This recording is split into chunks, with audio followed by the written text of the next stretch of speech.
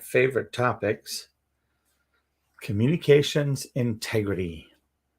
And I'm super excited to say that over the past couple of days, last week we talked a little bit about what is it to have transparency, what does it look like to have the different laws, the 10 critical laws of relationship. And last week I shared about the law of agreement and then the law of access. And we ended about halfway through the law of access, and I wanted to continue on with the law of access. This book is written by Dr. Rob D. Thompson, and the idea behind this book and what he was looking to promote inside of this book as the best way to describe it is Dr. Rob Thompson has an understanding of why relationships break down and how they can either be protected or restored. I would recommend this book to anyone who wants to experience success with other people. And this is Dr. Bill Gothard, from the founder and president of Institute and Basic Life Principles. And then I like the next share here is the challenge of building long-term mutually beneficial relationship crosses all cultural, sexual, and age barriers. And now at last, we have some usable, practicable principles that were revealed to us as we are and show us how we can change for the better. Reading through Dr. Rob Thompson's new book, The 10 Critical Laws of Relationship, will take you through a mental corridor of mirrors, exposing every facet of avoidance, falsehood, and weakness in your relationships. And then, like a directional compass, point you toward a pathway of truth, kindness, and confidence. I recommend you read and study this fine work and enjoy the benefit that it will bring to you and those you want to relate to. I wish I had this book 50 years ago, and this is from Dr. Peter Daniels from Strathalbyn, Australia. And I'll do a quick review because it's easy to do in this book. There are, as I said, there are 10 laws: the law of agreement, the law of access, the law of covenant, the law of single purpose, the law of exclusivity, the law of transparency, the law of mutual benefit, the law of sacrifice, the law of synergy, and the law of assent. And as I said, we covered the law of agreement last week. And to do a short recap, the 6 non-negotiable attributes of any fulfilling relationship in the world of the law of agreement is 1, personal integrity; 2, a giving attitude; 3, an unswerving commitment to truth; 4, a long-term perspective and commitment; 5, a passionate pursuit of distinction; and 6, a kingdom mentality. These are the governing characteristics of every successful relationship. Lacking any one of these will constitute a crack in the foundation of our relationships. Refuse to walk intimately with anyone who does not possess the 6 attributes listed above. If you cannot find anyone around you, patiently cultivate these traits within yourself, and soon you will attract the right people into your life. The law of agreement. It is impossible to walk through life with another unless the celebration of common values is present. And here there's about 13 common values for the law of agreement that I'm going to repeat because I believe they are key in supporting what people are looking for in the area of relationship. You will become like those with whom you associate. The quality of your life is greatly dependent upon those you call friend. Our closest allies must always prize integrity above relationship. You may get what you want, but you will lose what you have. Always be cautious of someone who wants from you what he himself is unwilling to give. To walk through life according to principle often means you must walk alone. Whatever you make happen for others, God will make happen for you. The level of commitment to truth determines the level of intimacy that two can enjoy in any relationship. Your associations will determine your assimilations. Every relationship you have is either drawing you closer to or further from God's perfect will for your life. I never make the pleasurable people of my present pay for the painful people of my past. The kind of requirements you place upon others reveals the kind of person that you are yourself.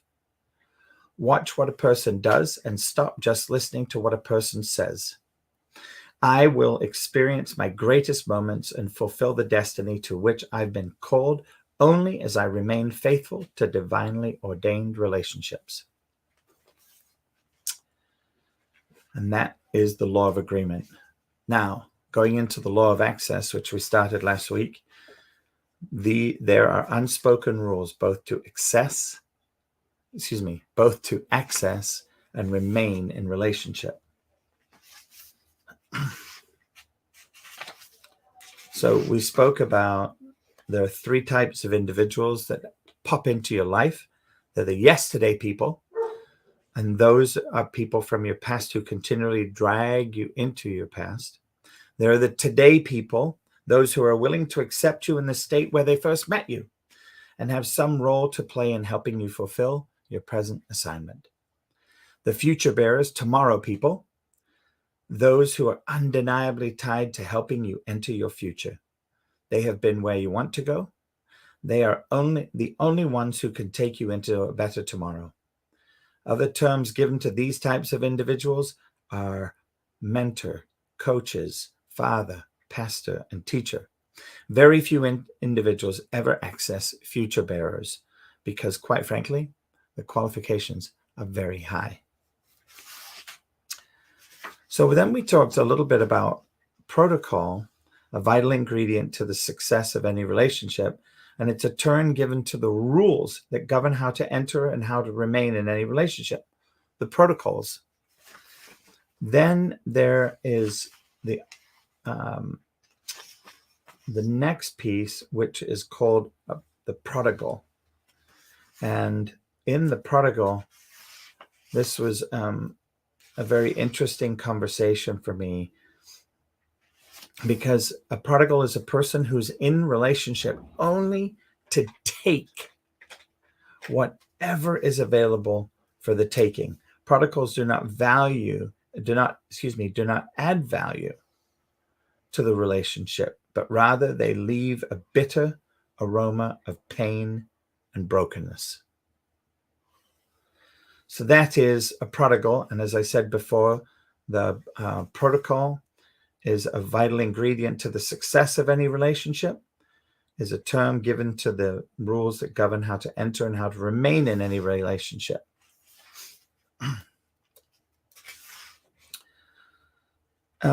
So inside of those protocols, we have a prodigal, the person who is in a relationship only to take, and then we have a protege.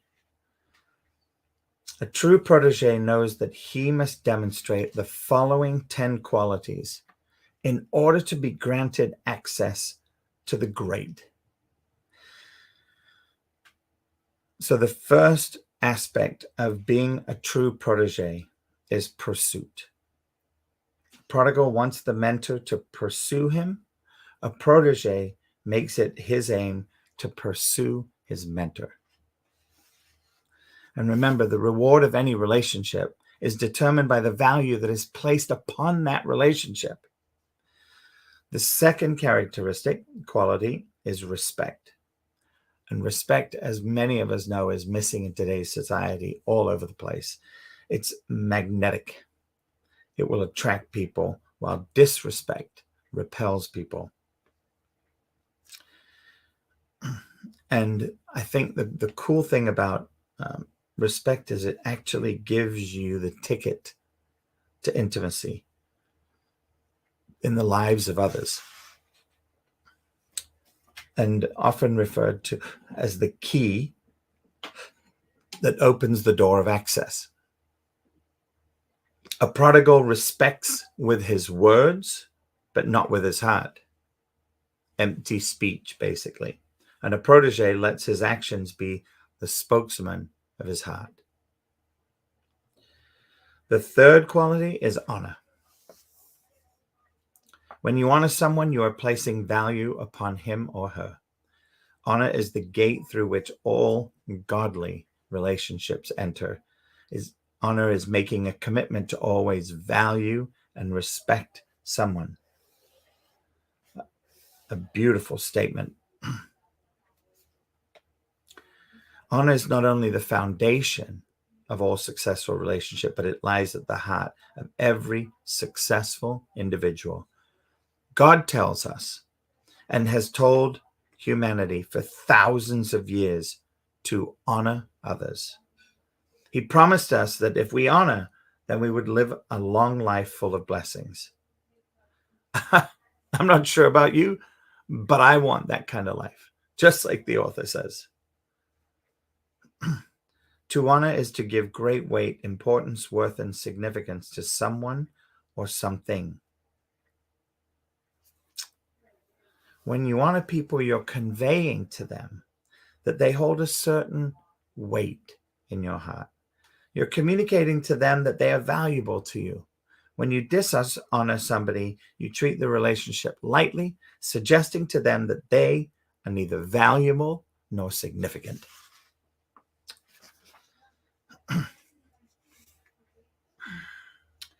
So we now go to the fourth. And the fourth today is attitude. And this was the last place that we left off last week. Attitude. Well, when you think about it, relationships just work better when you're happy. A good attitude goes a long way towards building lasting relationships. I mean, nobody wants to be around anybody harboring a bad habit, do they? Bad spirit, bad attitude? No. The fact is that the friendlier you are, the more you're going to have people who want to pursue long-lasting, mutually beneficial relationships with you. Nothing guarantees failure or success like a person's attitude.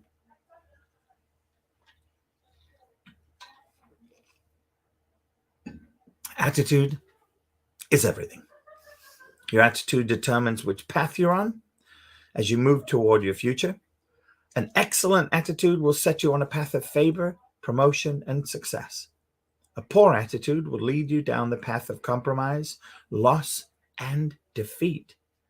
In a society where the outcome of our lives can at times appear to rest so heavily on the decisions of others,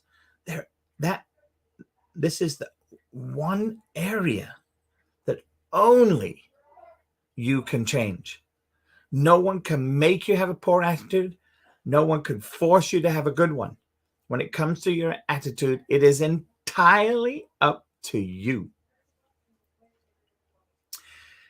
Access, as in the law of access, is granted to those who exhibit a consistently great attitude. And remember, your attitude in life will determine your altitude in life. I just want to take a moment to welcome everybody as we get caught up to last week. Thank you all for being here. Once again, I'm Coach Les, and this is mancavepodcasting.com, and this is the Less is More coaching podcast / videocast, where we are sharing the areas of training and development that are pertinent to today's business, family, faith, and speaking about all of it through the communications integrity filter. And we are live today on 5 different platforms, one of them being Clubhouse. And I see somebody popped into the room. I'll see if he wants to come up on the stage. And really the great thing about... Good afternoon, Prince. Hi, good evening, Coach. Good evening. Good to have you here. Good to see you. I hope you're enjoying everything today. Yes, I am. It's always a good time to have you. I always look forward to listening to your value, because it has a way of adding to me greatly, and I appreciate all that you do. God bless her. Well, thank you, Prince, and good afternoon, Sujata. How are you? Good morning to you, actually. It's really early for you, Sujata. Very sleepy. I should be sleeping. You haven't slept at all today? No. Well, why don't you go and relax and sleep, Sujata? Trying to, but since sleep is not coming, I thought I should be in this room. Ah, well, perfect. As I'm doing a lot of reading today, so there we go. Well, all right. So we spoke about we're talking about the law of access. We've spoken, and I brought everybody up to speed. We talked about pursuit, respect, honor, attitude, and today we're going to start off with we have let's see, 5 more different, actually 6, because we only finished through 4, and then we'll look at this. Is, by the way, this is the chapter on the law of access, and the law of access is looking to see what are the unspoken rules, both to access and to remain in a relationship. And every relationship has rules, both to enter and to remain. The practice of qualifying relationships is a rare one among people today. Many have bought into the lie that we should welcome everyone that comes into our lives.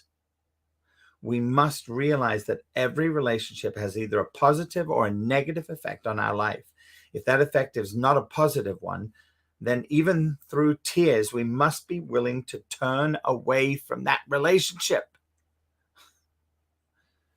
And I know my dear friend, Sujata, who has a heart of gold, sometimes finds herself in relationships where I think it's almost like a whirlpool sucking her dry of all of her wonderful greatness.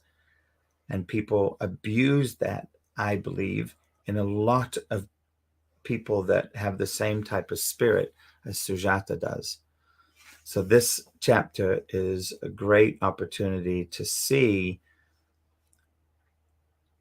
some of the things. Do we want to work with proteges, or do we want to work with prodigals?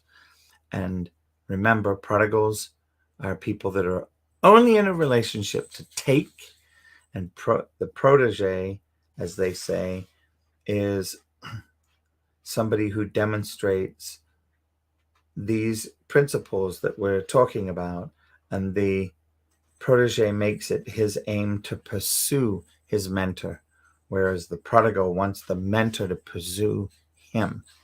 The height of arrogance, that is. So we'll move to attention. Attention, knowing how to invest your time and attention will give you access to the great. We must stop spending time and start investing time. In this rat race world, time has become a person's most valuable commodity. It also is the element that puts all of us on the same playing field. We're given 24 hours in a day, no more, no less. What we focus on in each 24-hour period will determine the outcome of our lives. A true servant gladly abandons all personal pleasure in order to become a tool in the hand of the one he serves. So remember, people invest time and attention into what they love and what they believe is important.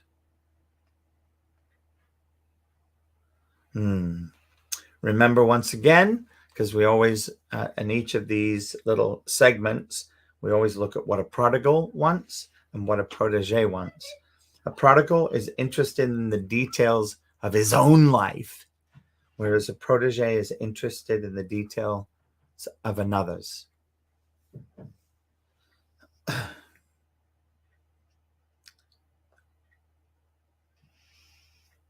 So we see this quality in the life of Joseph.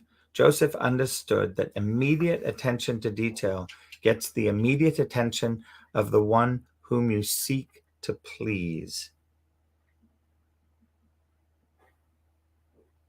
When Joseph initially began to work for Potiphar as a slave, he quickly excelled in every area to which he was assigned. That quality got him noticed by Potiphar. His attention to detail made him stand out from the rest of Potiphar's slaves. No matter what Joseph was instructed to do, he did it. Then after completing the task, he came back and asked, "What else would you have for me to do?" Focus is extremely important in relationship. I find that the more I can focus my attention in relationship, the quicker the doors of opportunity will open. Multiplication of favor, promotion, and blessings always follows a seed of focused attention.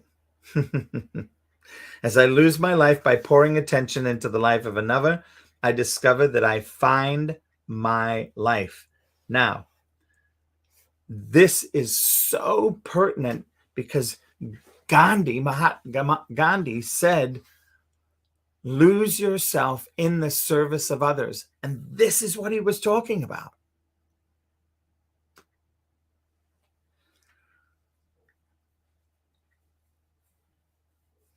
So therefore, we move on to number 6, a gift, your seed and skill. Ponder this for a moment. A man's gift makes room for him and brings him before great men. Your gifts will open doors for you, but you also must remember that the only gifts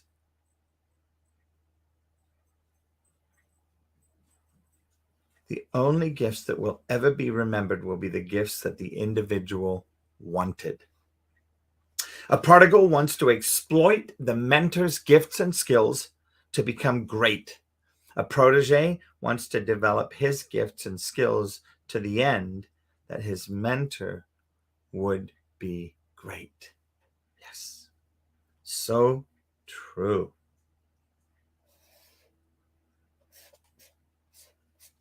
All right.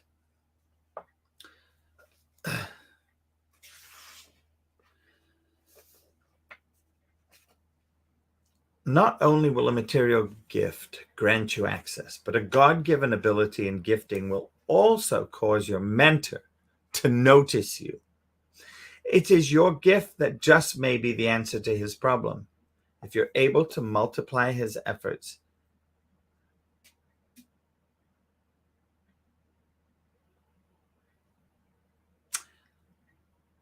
and add value to his life through your abilities, then access will be granted.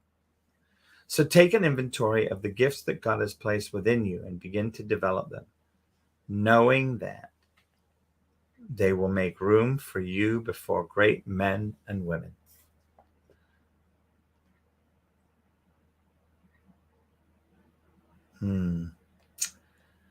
Also, let me say that even if you don't have certain gifts that a mentor is looking for, you have the ability to develop new skills. If you can hone specific skills, you will greatly enhance your chance for future success as well. And this leads us into the chapters on obedience. And I'm going to pause there for a moment and check in with everybody.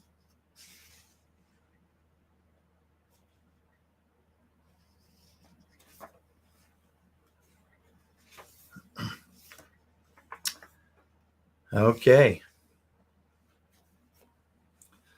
Prince, what do you hear about this so far?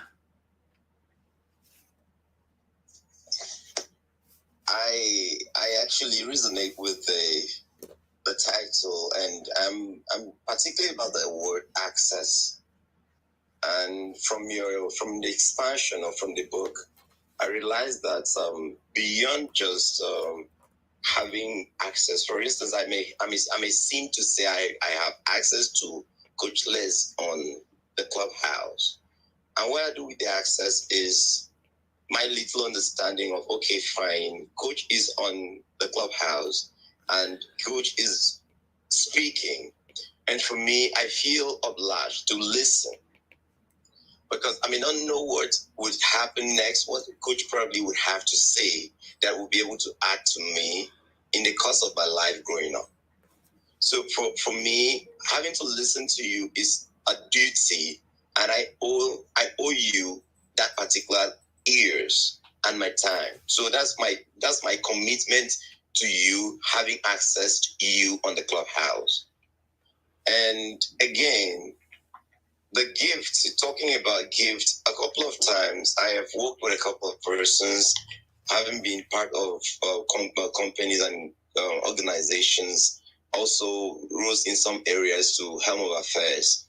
I understand that for a couple of persons to get into my inner chambers, he would have to buttress some point that would be able to endear him to me as a person.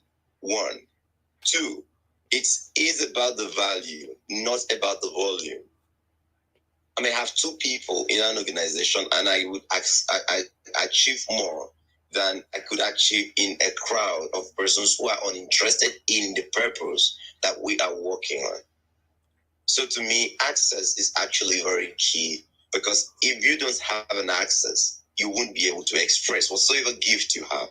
So I think the author actually took that into consideration, making access number one, because you must be able to have access to express who you are and the qualities that comes with you. I'd love to yield the mic for now. Thank you, Prince. Welcome, Dee. Welcome, Jessica. Thank you both for being here. Good afternoon, Coach. How are you? Busy with real estate. Okay, well, I'll keep your ears busy then. How's that? Perfect. And I will just bring both you and Jessica up to speed. We're reading and talking about the 10 critical laws of relationship. And the first chapter was about the law of agreement. And this chapter that we're reading last week and this week is called the law of access. There are unspoken rules both to access and remain in relationship. And it's speaking really about two types of individuals and looking at why and how you get access into the heart of relationships. And there are two types of people, as I said. One is the prodigal, and that's a person who's in a relationship only to take. And then there's a protege, and a protege is that person in a relationship who really wants to give of himself or herself 10 specific 10 qualities that are mentioned in this book.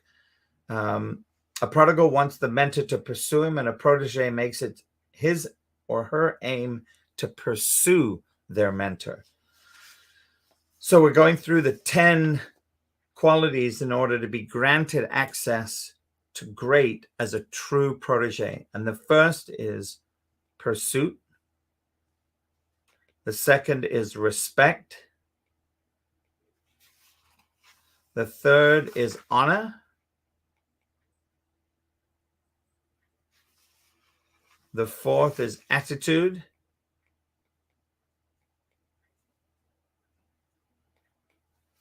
The fifth is attention.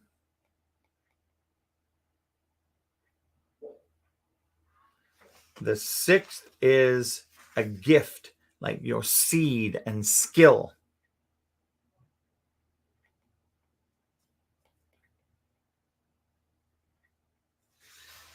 The next one we're going to jump into right now is obedience. And there are 10 of these. So we're going to work our way through these 10 for the remainder of the show today. Number 7 is obedience, as I said. The proof of real love will be evident in a person's actions, not just his words.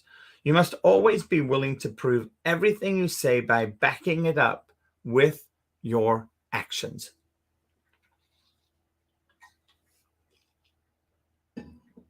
Remember, people do not believe what they tell you. People believe what they do. The crown of a man's character and purpose is born the moment he realizes his duty to obey. Many people outwardly obey in order to mask inward rebellion. True obedience begins with a tender, compliant heart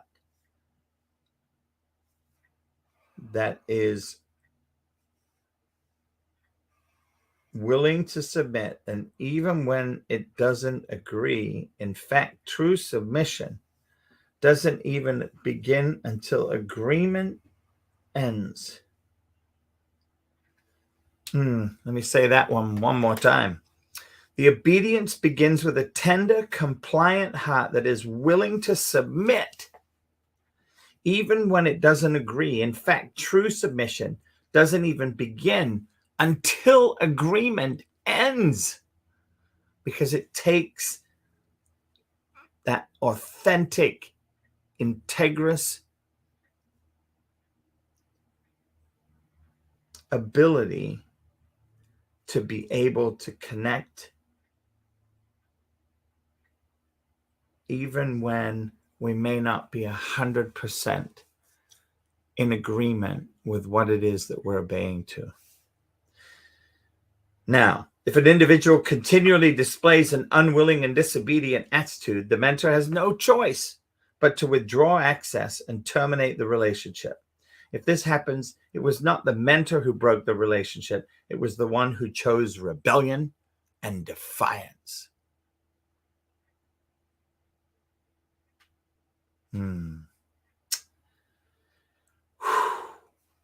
So, prodigal wants the mentor to embrace and approve the decisions that he has made. A protege wants to make the decisions that are recommended by the mentor. Very different twist there. If you ever have the audience of an individual that you respect, do not ask him a question and then disregard his advice.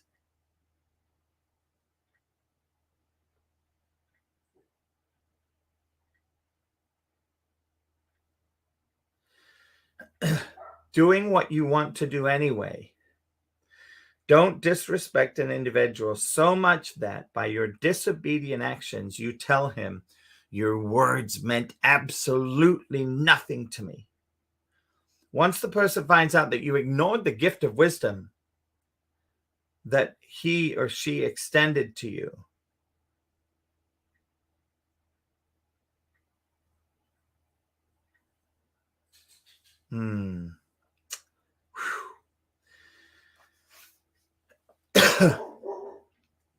So once again, remember, a prodigal wants the mentor to embrace and approve the decisions that he has made. Make him feel good. A protege wants to make the decisions that are recommended by the mentor.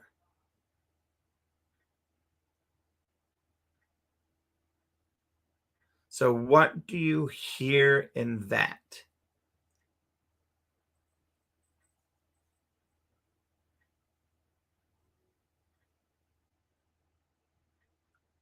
I hear respect. Yes.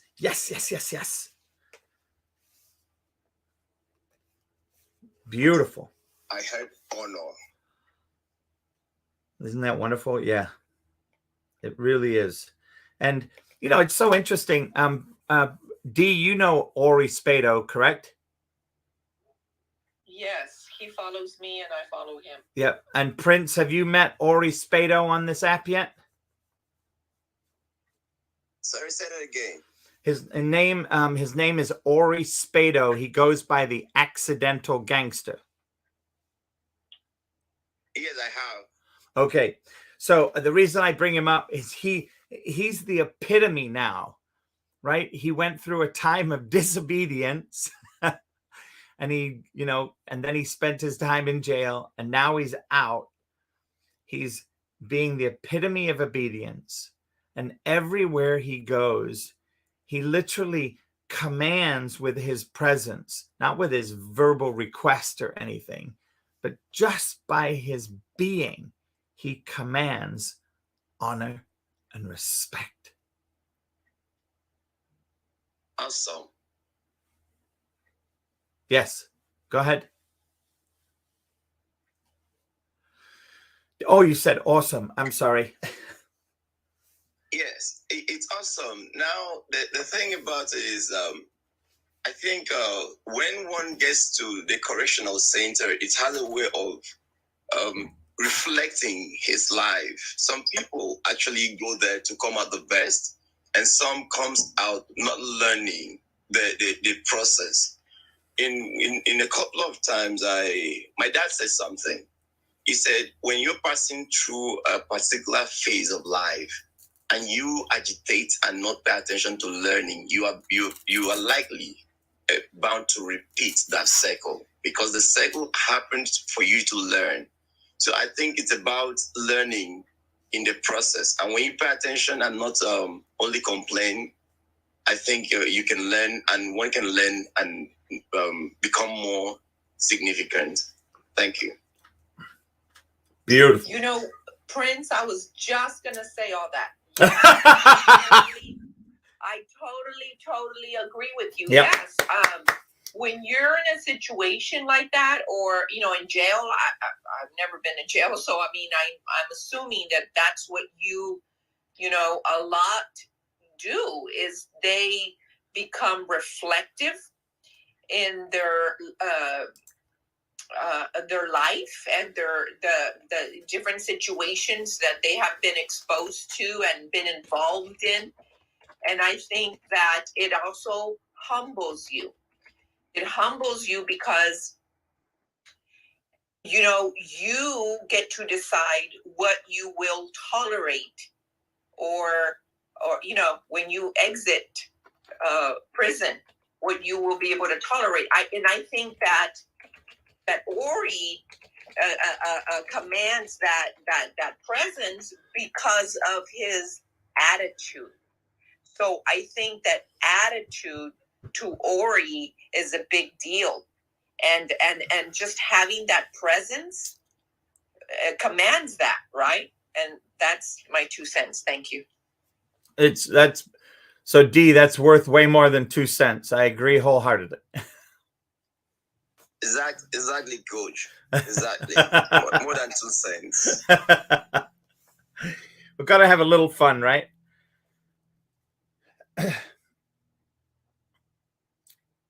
So just to finish up with this obedience, many times in relationship, individuals really only want to talk about things as long as you're going to agree with them. They'll be excited to discuss the decisions that they've made as long as they know you're going to agree. As a matter of fact, the prodigal is looking for the mentor to actually give him validation so that others will agree with his decisions as well. Thoughts of submission and obedience are far from the prodigal person. If you ever have the audience of an individual that you respect, don't ask him a question and then disregard his advice, doing what you want to do anyway. Don't disrespect an individual so much that by your disobedient actions, you tell him your words meant absolutely nothing to me. Once that person finds out that you ignored the gift of wisdom that he or she extended to you, and that your own solution failed miserably, his or her response to you will be quite different the next time you seek their advice. So never be at a place where a future has been given to you and you don't take it due to disobedience. Obedience will open the doors to your future, while disobedience becomes the barred gates of a castle.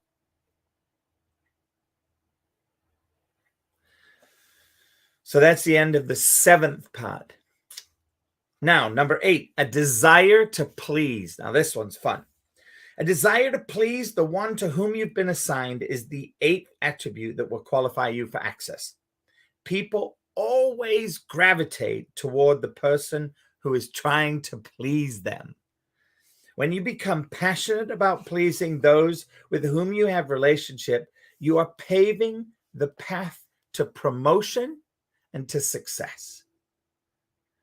People have this crazy idea that God does not want them to please men. But nothing could be further from the truth. I've heard many say, I'm not a man pleaser, I'm a God pleaser. I understand what they're saying, but I don't please a man for the sake of that man. I please man because that pleases God. Doing so within the boundaries of integrity and divine principle. The author chose long ago to please his superiors in everything. He wants to please them. He can't imagine them wanting him around if he wasn't. He never wants them to say, gosh, I wish you would do more. Sometimes we make the mistake of thinking that we only need to please God, not other people. But godly principle says we must actually pursue obeying those who are over us in authority. Now, you tell me, when we obey our authorities, is that bringing them pleasure? Certainly. But we are doing it as unto the Lord, not man. This is something we must deliberately choose to do. Pleasing others instead of ourselves certainly doesn't come naturally. The primary aim of a prodigal, again, is to do whatever it takes to get his agenda recognized and his abilities applauded, while a protege concentrates on pleasing his mentor. A prodigal is the type that will use and abuse others in order to see his objective accomplished.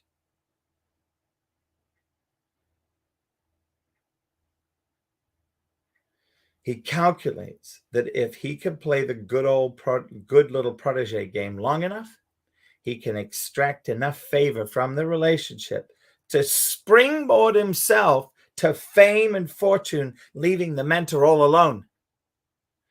If a prodigal seeks to pleasure his mentor at all, it is with the ulterior motive of stripping and surpassing him.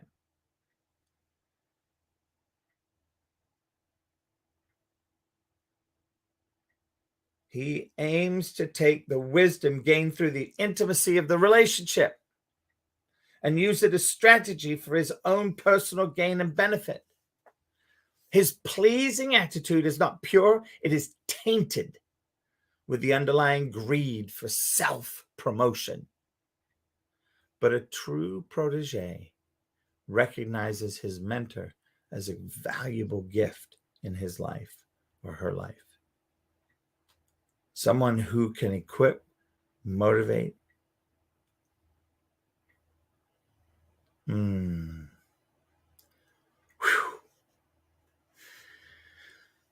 This person understands that his mentor can grant him favor and open the doors of opportunity for him, but his attention and gratitude is not focused upon the favor and opportunities.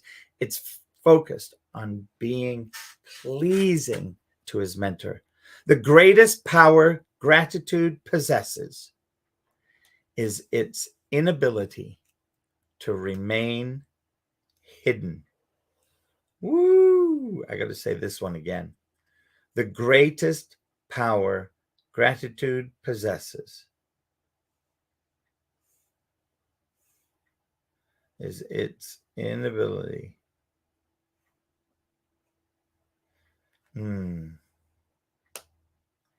to remain hidden.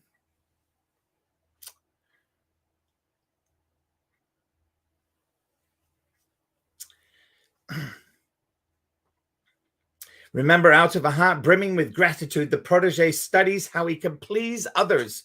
He does his research so that he or she could surpass their mentors' expectations before even being asked. He or she understands that when they joyfully give his mentor more than he or she requires, he or she will be invited to a deeper level of intimacy. This deeper level of intimacy produces a deeper level of gratitude and commitment in the protege's heart, spurring him or her to find or invent more ways in which they can please their mentor.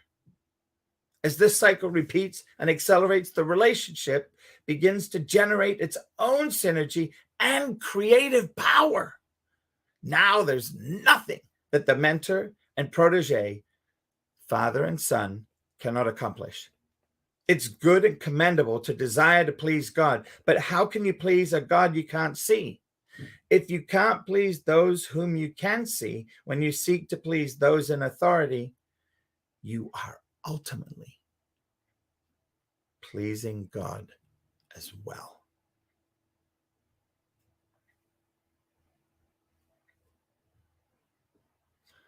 Woo! When you seek to please those in authority, you're ultimately pleasing God as well. So this is the desire to please. So I'd love to hear from each of you a little bit about what you think about this desire to please. Do you see value in it? Do you practice it? What comments do you have about desire to please? Prince?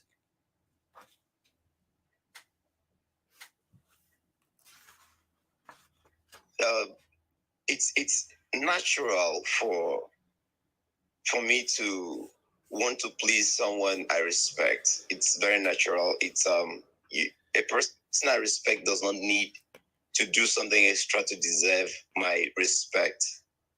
And when I respect someone, I don't tell someone I respect you with words. It's expressed in action. For me, it's about action. I see a lot of persons around. I'm not a sycophant. I'm a person that if I don't like you, I'll tell you I don't like you. And nothing you do, if you like, have the whole world out on the way. I may actually be starving, but I don't care.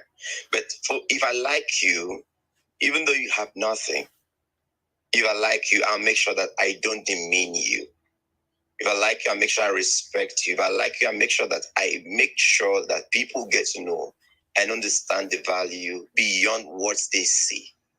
Now, it's natural to please someone you love because you don't want to lose him. Not for what he has to offer sometimes, but for the purpose of who he is to you and the value he has. That sometimes he might not be the person giving up the value, but there is something that you see somebody have that you look up. Oh God, this person has this. I really want to stick around and learn from him. That's one of the things that drew me closer to Robert Kiyosaki's Rich Dad Poor Dad and a couple of other series that came through. And I learned a lot of things because working with someone, for instance, if I choose to work with Coach Liz, I would love to work with you because I know that beyond what I probably may learn from you, there are things I learned from you without you knowing. But I stay around closely, monitoring what's happening because I want to really learn from you. And in that, I must be able to do the little gestures. For instance, you're in a room speaking. I'll actually, okay, it's about 10 o'clock in my time, by my time, or to 10. I would say, okay, let me just prepare for whatever I have to do tonight. But I'm listening to it for two reasons. Number one, for who you are. And number two, for the value you are sharing. So it's easy to please someone you love and respect, if you do truly love or respect him. Thank you.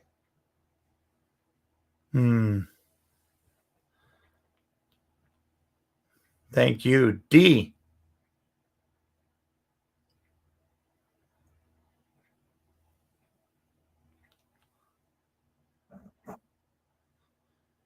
Oh, D popped off. Okay. Wade, what do you think about a desire to please?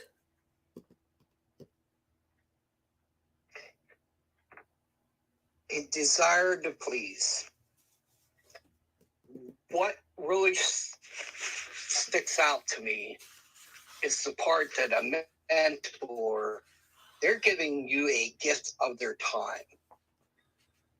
They don't have to do it, especially adding a little context, if you're not paying for that time, which I kind of assume what mostly a mentorship is. Not always, but quite often. But even if you're paying for their time, that sometimes there's some people I wouldn't coach or mentor no matter how much they gave me. It just wouldn't be a good relationship. But getting back to trying not to get lost. So it brought the thought about to me, the prodigal don't realize it's a gift, perhaps because they don't even value or respect their own time. Like, because I think of the prodigal, and I'm always drawn to the parable in the Bible, that ancient book of wisdom given to us by God. It's the prodigal son went into a far country. He wasted all of his money, but more than that, he wasted his time, and he bought friends that didn't even stick with him. And what a waste. And so landing on this point, when I'm pleasing someone, I'm showing them I appreciate, I want to use their time and my time wisely, and I want to continue this relationship because it's a journey, right? And we walk together with people that's going on the same path with us. And to me, pleasing a mentor, coach, or somebody that's willing to work with me, I value that. Perhaps because in my life I didn't have many of those opportunities, but nonetheless, I respect people because I've learned to respect myself. So I'm going to land there. Thank you very much for this opportunity.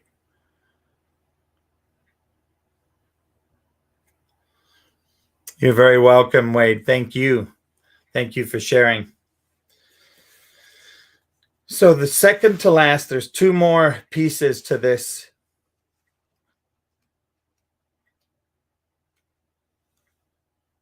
Ten qualities in order to be granted access to the great that a true protege will follow. And the next two, one is desire to give, and then the last one is value. A desire to give, and you're going to love this one, Wade. The attribute of giving is fundamental to healthy relationships. Motivational speaker Zig Ziglar frequently says, you can have everything you want in life if you help enough other people get what they want out of life. The concept he is talking about is one of having a heart and life that is focused on serving other people. The Bible puts it this way: consider others' interests as more important than your own. Philippians 2:4.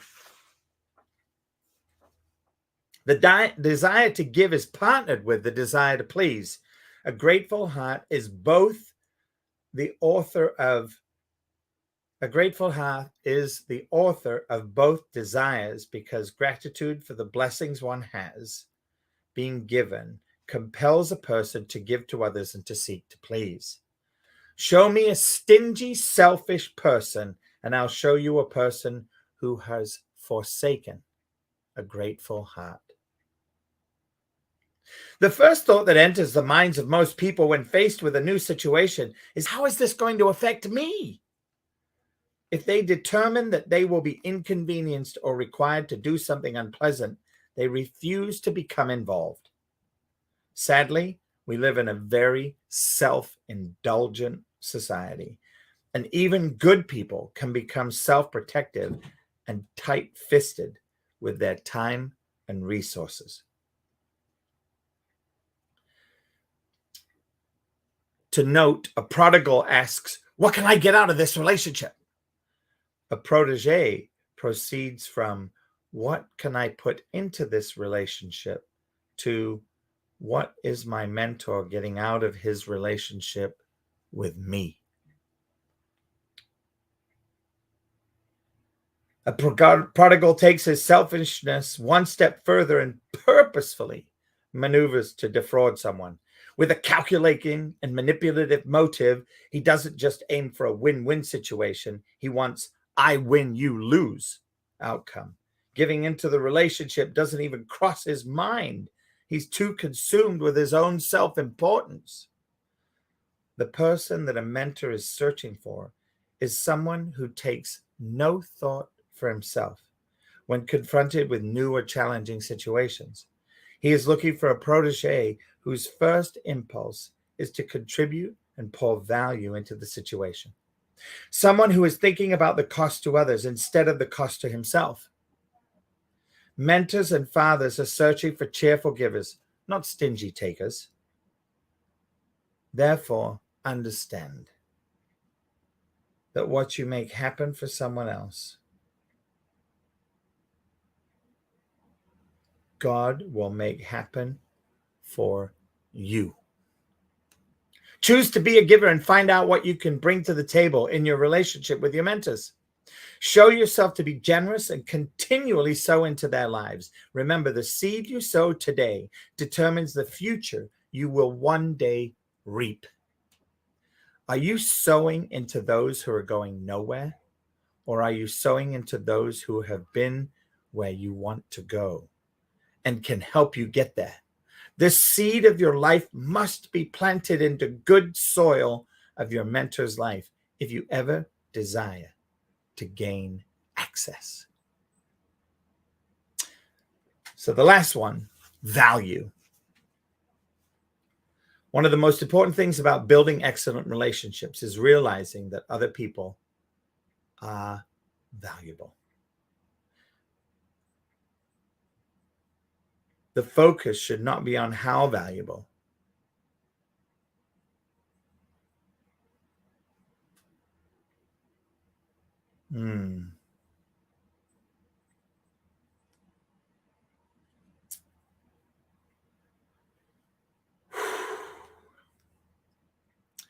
I consider myself to be, or how I expect everyone else to appreciate my value. The principle of value tells me that I need to value others. I need to value their place, their position, and their contribution.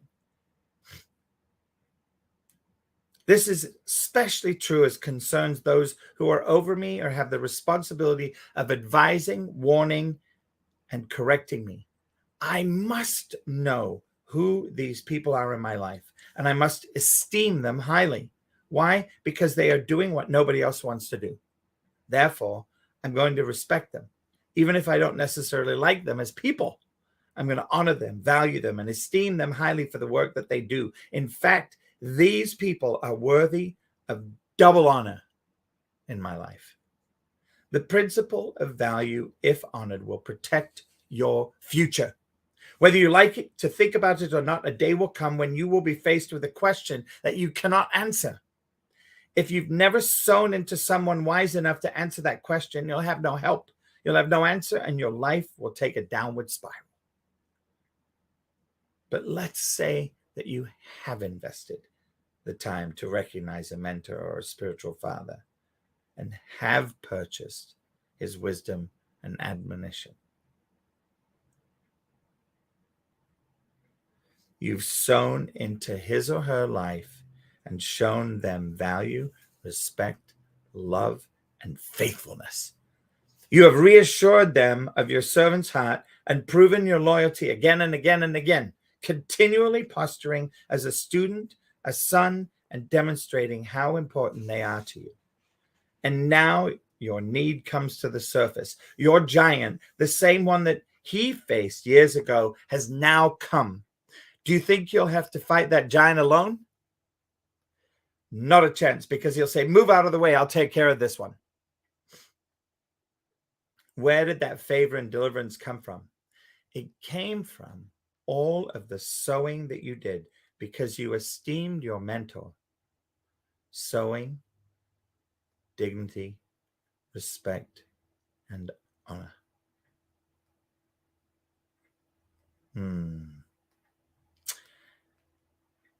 Respect, honor, and value into his life. He now becomes the hand of deliverance and favor in yours. You must be ever mindful that there are situations in your future that will stop and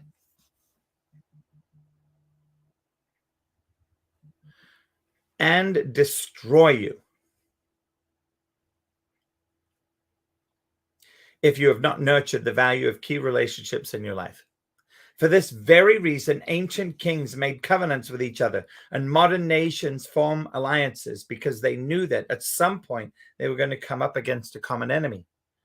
Many people refuse to honor, refuse to esteem, and refuse to sow into the lives of the others because they think that it is somehow degrading.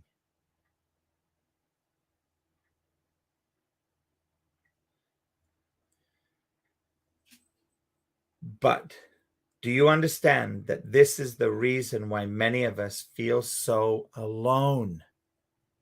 We haven't regarded others as being valuable. Embrace the principle of value in your relationships. Begin placing importance, value, and dignity on the lives of others until you recognize the value of a relationship.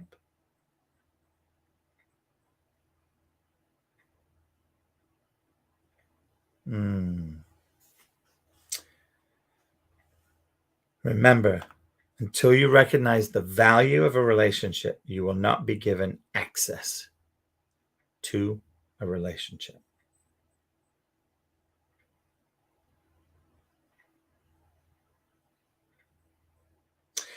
So I'd love to hear, Prince, what do you think about value?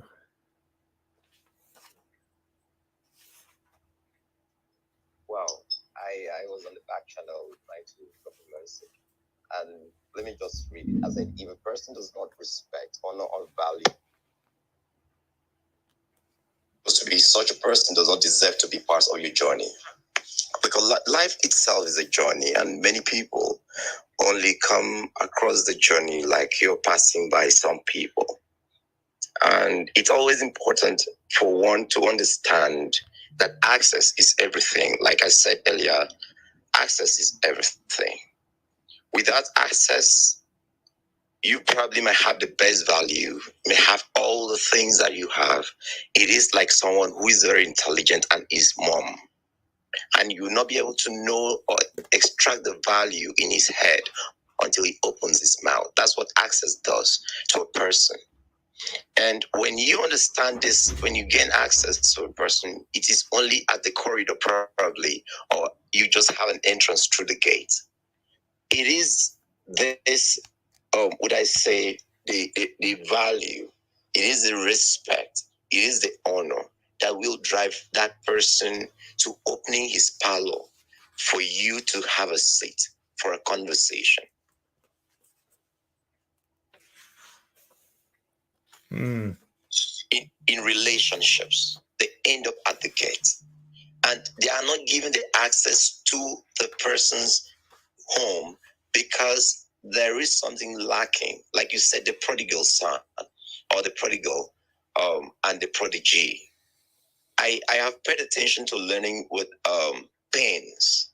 I had worked, because when I started out as a broadcaster, I worked for someone for about 2 years without a pay. And when I left him, he saw me in a particular occasion, and he rose up to hug me, and he said that I left him when he was not prepared, and he closed down his studio, he closed down his program, that if I should say yes to any of them, please, they should employ me. And I was already off the labor market. So it's about having the understanding of who you are. And when I was working, the reason I had to resign or leave him was because he did not understand my value. It goes both ways. Yes. He did not understand my value. I worked with him because I needed to learn painstakingly, and I paid my dues working for him for 2 years without a pay. And when I realized that he bought a car for my production and gave the car for some other reasons to another person who was not part of the production, I realized that this man really takes me for a ride. And I said, sir, I am leaving this job. He said, no, what's happening? I said, I am done. I gave him my resignation later and I left. And it wasn't up to 3 months. The new persons they employed couldn't take or match my fit. And then he closed it down. So to me, respect, honor, value are very essential in relationships, both ways. And as a coach, you've been an opportunity to train many people in relationships. I've been part of counseling a couple of persons in one way or the other, and I have always told them, look, it takes two to understand each other. Myself alone, it takes my will to be able to work with you, and it is your will or your value on me that will make me stay with you or to sustain that particular relationship. And life, like I said, is a journey that many passers-by would always walk past, and some would branch. But I see the value, that's why I stay. Thank you. Thank you, Prince. Appreciate it. Wade.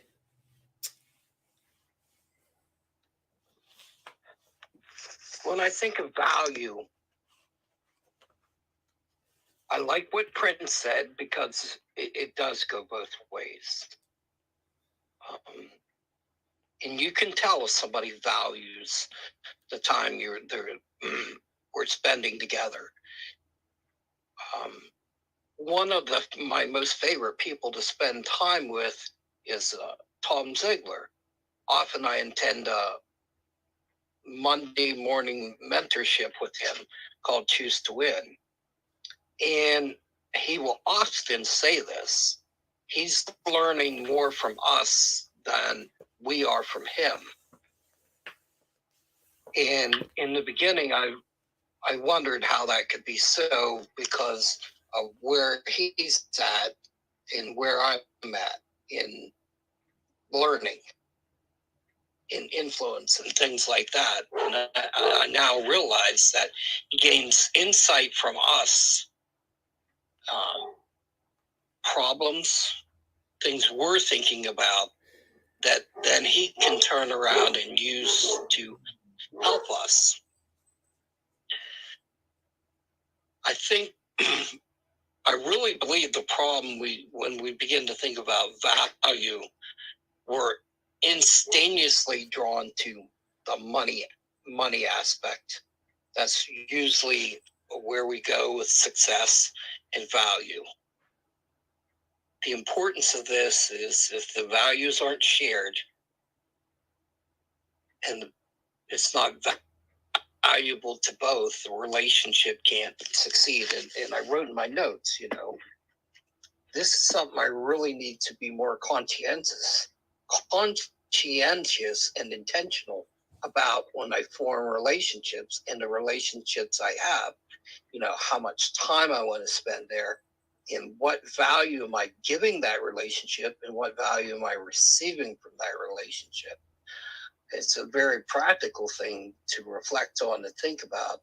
And at the end of the week, during my weekly review, I'm going to take an inventory of my relationships and see where I stand with that in the changes I want to make. I really appreciate this, and it's very eye-opening. So I'm going to land with that, and yeah, that's all I have. Well, thank you so much, Wade. I appreciate you and appreciate your point of view. It's wonderful. So thank you. And, you know, I think this is a good place to end. Next week, we'll come back and we'll be, you know, we've talked about granting access. And next week, we're going to come back and we'll talk about how to keep the door of access open is a whole new challenge. And it says here, don't pursue access unless you are committed to maintain the relationship, for maintenance is by far the most difficult and crucial test of your commitment. It's simple to jump in and dive in and get in there, but to maintain it with integrity, with accountability, is definitely the most difficult and crucial test of your commitment. So next Monday at this 3 p.m. Central Standard Time, you will, this room, you'll actually see it if you head over, if you go to the Ziegler green button up at the top, you'll see that this room is there, published for Monday at 3. So we do this same room Monday and Tuesday at 3 p.m. We're connected to mancavepodcasting.com. And you can also see this on YouTube. You can see it on LinkedIn, Twitter, and Facebook. And I thank you so much for your participation today. I think it was so much fun to go through pursuits, respect, honor, attitude, attention, a gift, like the seed, obedience, desire to please, a desire to give, and value. And I thank you for your participation. Jessica and Alfredo, thank you for listening. Martha, thank you for being in the speaker's lounge and listening. Dee, thanks for being here and popping in. Appreciate it.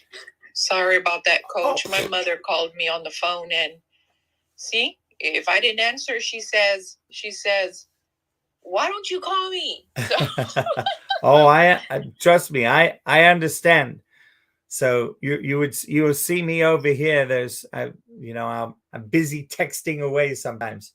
So I appreciate. But my mother lives in Mexico. I cannot text her. Nope. So I'm sorry. No. I wanted to participate more, and then my mother called me. So I'm really sorry. Family first. Remember?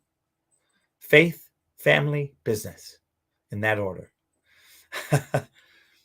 Wade, thank you so much for being here. Appreciate your input.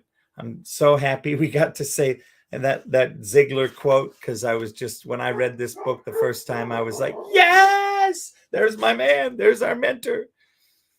And Prince, thank you very much. It's such an honor to have you in here, and thanks for sticking by me and joining in. And with that, I'm going to close up the room, and you'll hear some fun little music as I end. And here we go.